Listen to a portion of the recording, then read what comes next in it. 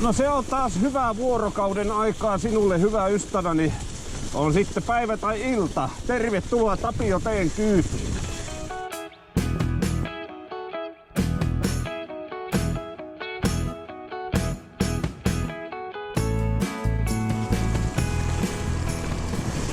Se oli Otson kanssa puhe, että tehdään tänä päivänä jotakin kivaa. No mehän lähdettiin pyörälenkille. Me speksailtiin tätä reissua ja ajateltiin, että no mehän otetaan trangia mukaan ja keitetään lohikeitot. Niinkö Sturtreskillä tuossa menneenä syksynä. Aloin sitten asiaan kuuluvasti eilen illalla pakkailen kaikki kamat. Sitten kun katsoin siihen paikkaan, missä pitäisi trangian olla säilytyksessä, niin mitäs ihmettä, ei trangia ollutkaan siellä.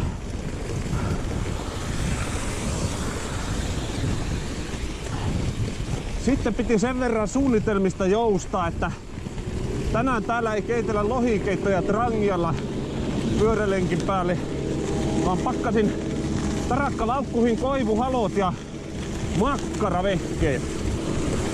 Tässä nyt olisi tarkoitus semmonen 10 lenkkipolokasta ensin ja sen jälkeen sitten tuohon Pukimäen rantapuistoon mennä laittamaan nuotio pystyyn.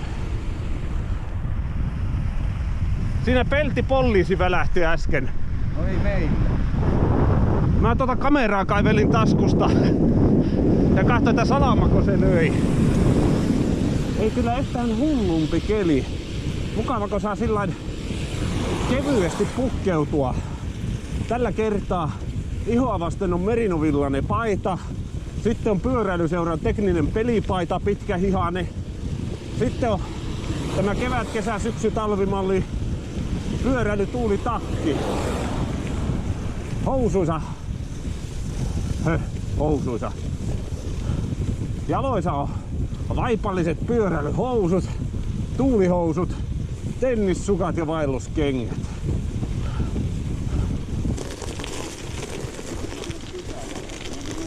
Joo, mennään sieltä. Tuossa on työmaan takia kiertotietä jouduttu tänne tekemään. Tämä kiertotie tässä vissiin jonkun aikaa on jo käytössä ollut.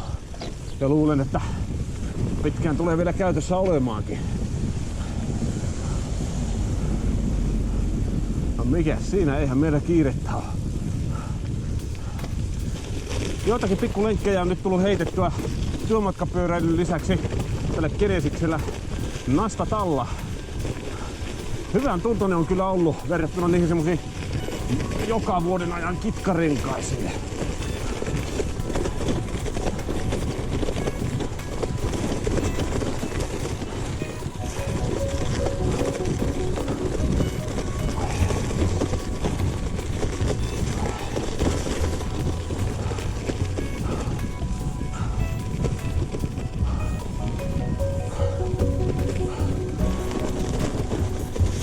Ai kauhea, kun tämä suttailee.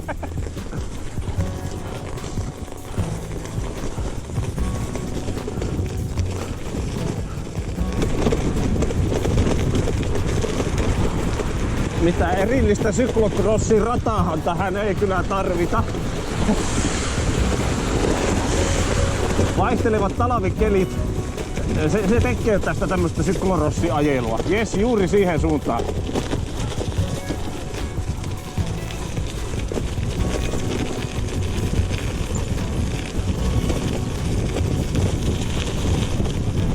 Mulla on ehdotus. Käykö tuolla Pakilassa pieni sakkolenkki ja kunnioittamassa menneiden sukupolvien työtä? Siellä on se papan rakentama vanha talo.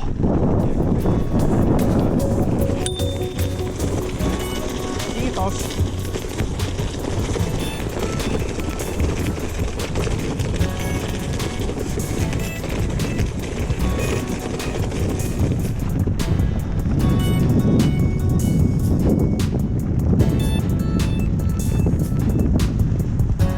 Tämä on sillä lailla eeppinen pätkä aina ajaa tosiaan, kun meikäläinen on sukurakas ihminen ja muistelen aina lämmöllä menneiden sukupolvien työtä tästä ohi polkiessani. Eräs vanha talo tämän tien varrella on papan rakentama. Kyllä, mennään vasemmalle.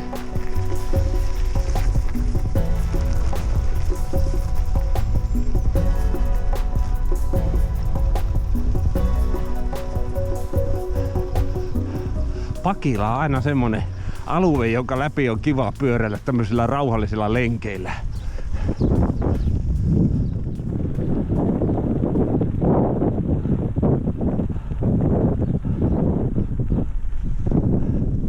Tässä kun aistii tätä tämmöistä vähän lämpimämpää talvi-ilmaa, fiilis on väistämättä sellainen, että kevät on lähellä.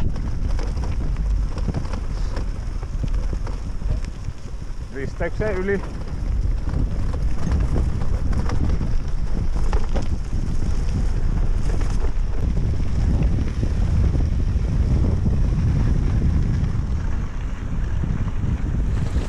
Jos tuosta olisi muuten halunnut lyhintä mahdollista reittiä mennä, niin olisi pitänyt jo tuosta Välitalontien kohdalta kääntyvän, mutta me nyt mennään näköjään Paloheinän kautta. Mitä veikkaat, onko siellä paljon porukkaa ulkoilemassa? Kyllä siellä varmaan on. Saa olla jo tietysti vähän erilainen voiteista, että niin. parhaita luittaa näillä ilmoilla, mutta onko siellä ollut tähänkin asti muistamaisten kasvia ja laduilla kasvia? Joo.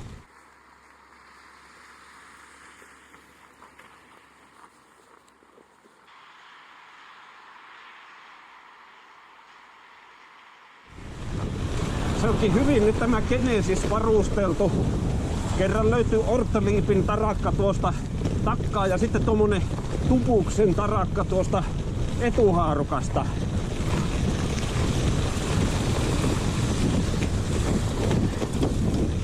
Se on semmonen vehe tuo Tupuksen tarakka, että se näyttää aivan TV-antennilta. Vaan hyvin siinä saa laukut pysymään. Nekö pakkaa oikein täyteen, niin tuntuu niinkö olisi jatkuva ylämäki. Kai se on se efekti, kun paino tulee eteen.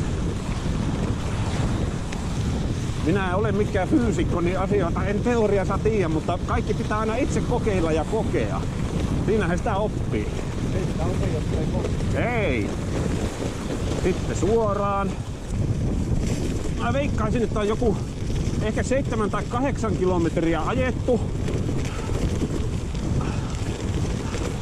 Takatarakka on aivan täys lastissa, nastarenkaat on alla. Pyörätit on aika hyvin hoidettu. Lähipäivinä loskakeliä luvassa, jos tämmöiset lämpötilat jatkuu. Mutta sekä maastopyörän nappularengas että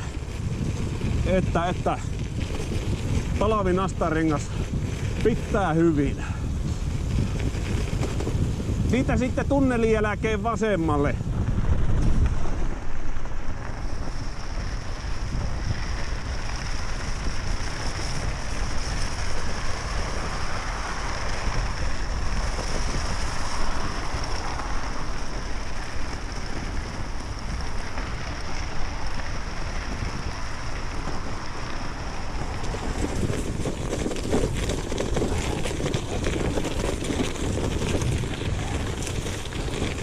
Jes, vasuriin.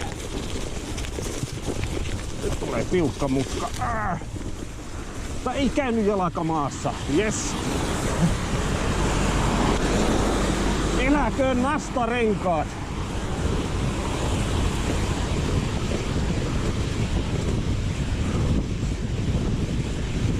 Voidaanhan me tota jokivartta tietysti mennä. Eli tuosta melkein heti vasemmalle sitten tämän sillan jälkeen. Niin, jos siinä on kelpo pieni. Kyllä siinä pitäisi mennä.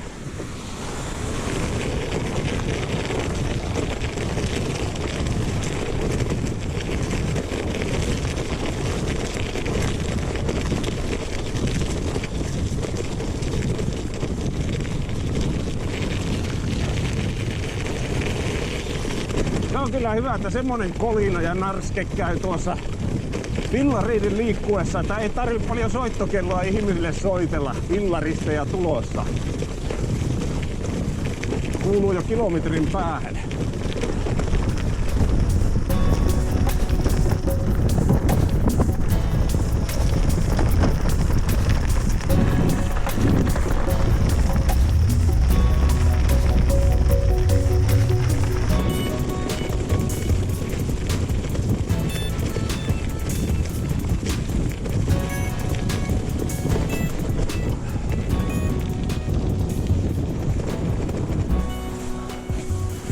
Kunnon tämmönen tunkkaus tähän loppuun.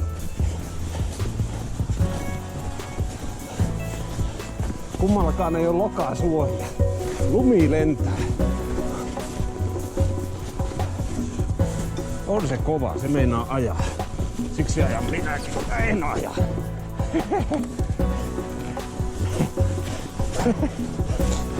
Jos ei kulje maastopyörä, ei kulje syklonossikaan. Kiitos lenkistä, nyt päästään niin sanotusti asiaan. Luodaanko me lumet pois? Joo.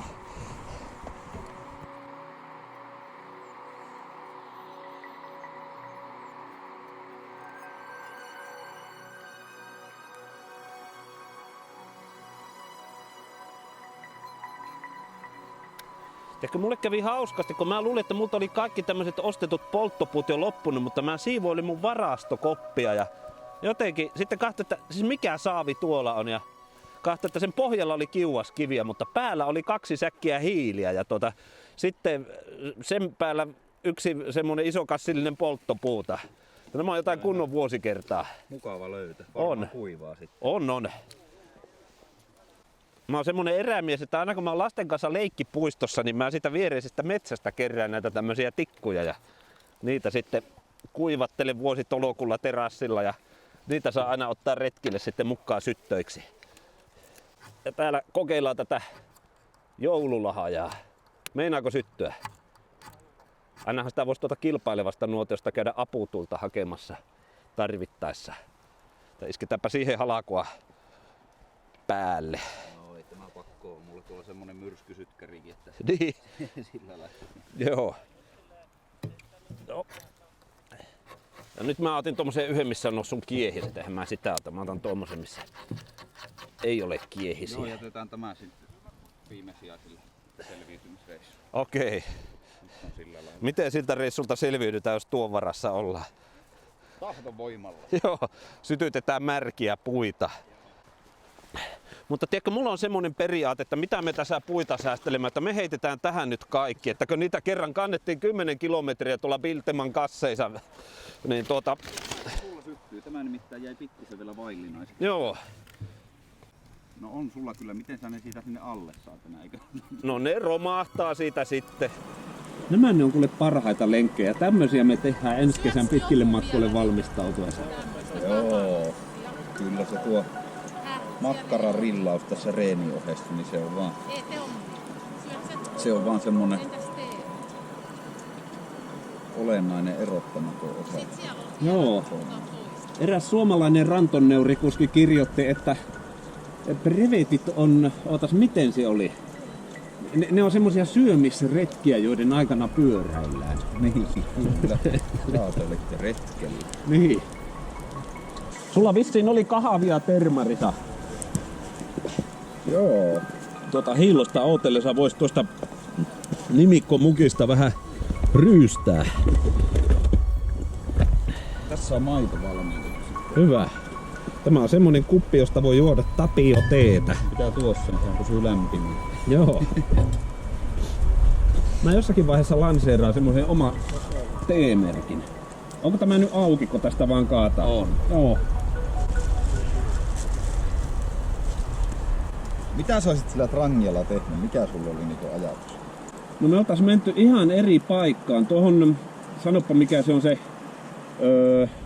Veisteen tehdas tuossa, no näkyykin tästä itse asiassa puolen kilsan päässä. Sen vieressä on semmonen komia mäki, jonka nämä huipulla olevat männylatvat tuosta liikekeskuksen takaa näkyy. Me oltais sinne menty. Siellä on semmonen luvaton nuotiopaikka, mutta oltais menty siihen trangioimaan ja siinä lohikeitot sitten keitelty. Lohikeitto olisi ollut se päivän juttu. Niin, mutta sittenkö ei sitä trangia löytynyt, niin kuin mä kerroin, niin sitten muistin, että mulla on koivuhalot, että kyllä mä aina korvaavaa suunnitelman keksin. Sitä trangia ei nyt sitten ole. Ei, mutta kyllä se vielä löydetään, tiedätkö, jollekin reissulle. Joo. Pakkaillaan sitten mukaan ja ei se siis vaikkei lohikeittoa saatukaan, niin onneksi kuitenkin makkaraa minun intuitioni käski ostamaan. Ja siinä on semmoinen twisti kans, että se on hyvä makkarat syöttääkö senkin kunniaksi, että on ollut tämä YouTube-kanava 3 vuotta pystyssä. Sitten ei voikaan muuta kuin onnitella. Ja kyllä mun täytyy nyt rehellisyyden nimissä todeta, että ei me tänne pelkkää makkaraa tultu syömään. Ei. Nimittäin nyt tällä kertaa kun jäi lohikeitto syömättä, niin mä ajattelin, että otetaan pois niin sanotusti pilaantumasta jääkaapista tämmönen ruotsalaisten lahja maailmalle. Tässä on päiväystä enää viikko jäljellä. Ihan tosi puhetta. 28. helmikuuta 2021. Oskars Suurströmming. Mä ajattelin, että tämä ei enää päiväyksensä puolesta kestä tuonne kevään piknikeille ja vappuun tai mitä näitä nyt olisi ollut muita hyviä. Niin, mulla on tätä varten sitten täällä rieskaa kaveriksi ja kaikkia sinäkin repulaskaa. Sitten on tämmönen maustamaton tuorejuusto, mikä nyt toivottavasti pysyy riittävän kylmänä tähän hetkeen asti. Kyllä. Oikein kaivelen täältä, niin saattaa löytyä vielä sipuli. Ei hyvä tähe. Se oli mukava yllätys. Tämä on ehkä se eniten odotettu osuus tässä vaiheessa. Kyllä sitä nyt aina makkaraa voi syödä, mutta harvoin pääsee näin hyvällä ilmalla niin kuin nuotion ääreen ihan nautiskelemaan. Kaikenlaisia jekkuja sitä on tullut itse näille pyöräilyreissuille usutettua ja vietyä sinua koville 200-sille ja muuten hulluuden partaani, mutta tämä teikäläisen Suurströmminkin, tämä kyllä menee nyt. Tämä menee omaan sarjaan. Tämä menee omaan sarjasta.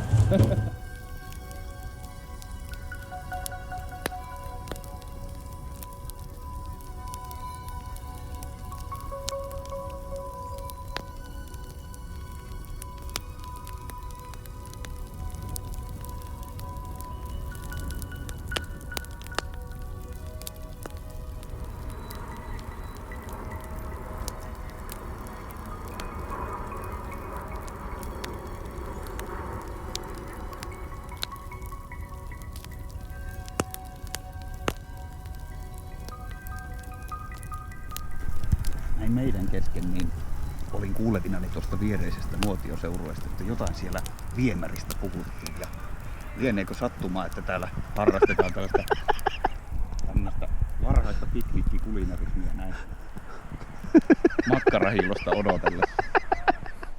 No minä en oikein tätä kulttuuria vielä tunne, että niinkö. Ja tästä tehdään tämmönen wrappi. Niin, mulle on sanottu, että ruoalla ei saa leikkiä, niin siksi mä ajattelin, että tätä pitää tehdä niin kuin oikein. Niin. Pitäisikö ottaa vielä juotavaa? Onko hänellä kahvia siellä vielä? On siellä kahvi. Se on bon appetit.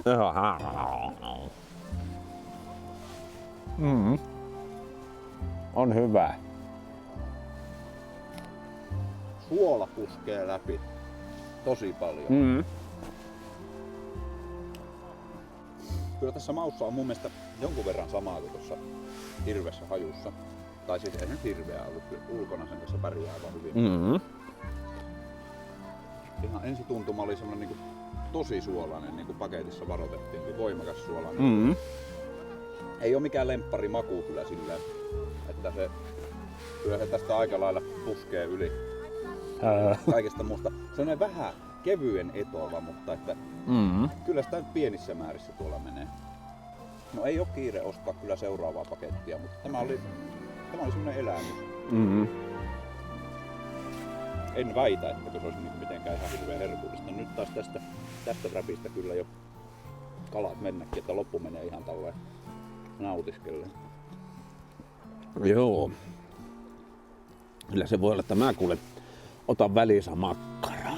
No, pitää vielä.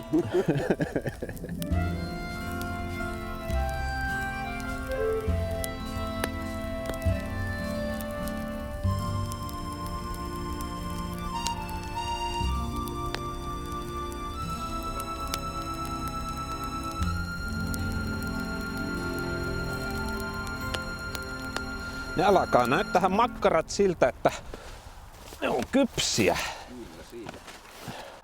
Onko ne pilikillä tuolla jäällä ihmiset? Meillä on 2 lasta ja onko siellä mummo lasten kanssa ja aivan selvästi avanto tuossa jäällä ja jotakin ne siellä uittavat.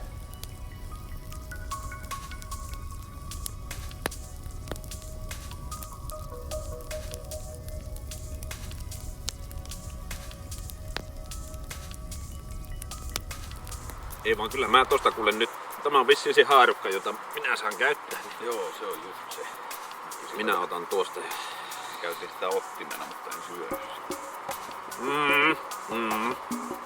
Joo, sillä lailla. Se menee niinku aamupuuro. Kaikki syötiin, mitä mukaan otettiin. Saanko mä syön nuo sipulikki? Saa. Kiitos, sä oot reilu kaveri.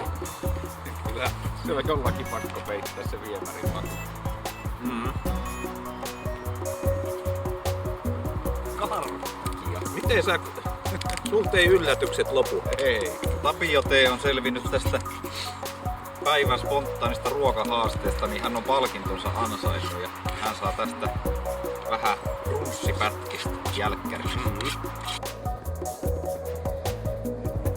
Eiköhän me lähdetä tervehtimään kissaa. Kyllä me lähdetään nyt kissaa tervehtimään ja täytyy sanoa, oli kyllä sillain eeppinen lenkki.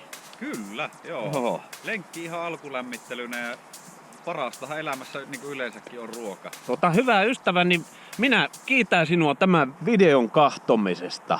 Ja toivotaan iloa sinun päivääsi ja me nähdään takkuu varmasti seuraavalla kerralla jossakin joskus. Kiitos kun olit mukana. Heippa! Ai niin, ja onhan tässä se hyvä puoli nyt, että viimeinen kilometri tästä kotiin on aika kevyt ajaa. Kaikki polttopuut on otettu tuolta repusta pois. Mullakin on semmonen olo, niin kuin taakka olisi vaan keventynyt. Joo. Se on kaikki syöty. Ja Se on oikein.